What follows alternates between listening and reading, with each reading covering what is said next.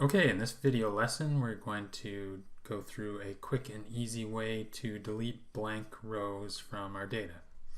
So in this example, we have some data and there's some blank rows randomly placed throughout. And what we want to do is delete those so that we just have our data all together without any blanks.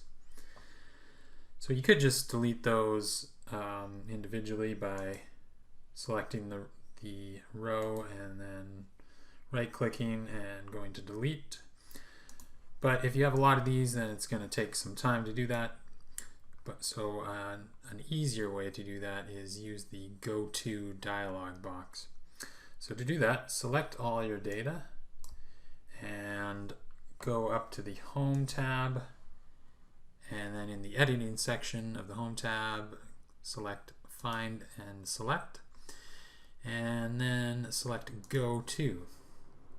Now we can also use a keyboard shortcut for that, so Control G will also bring up this dialog box.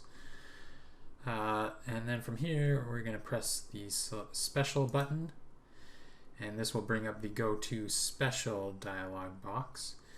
And there's several different options here, but we're going to select blank cells. So this will select all the blank cells in our selected range. Now we press the OK button, and as you can see, this has selected all the blank cells in our range. And now if we right click, we can select delete, and then here we're going to select shift cells up, and that's going to cause all the non-blank rows to shift up one row. So select OK, and as you can see, we're left without any blank rows.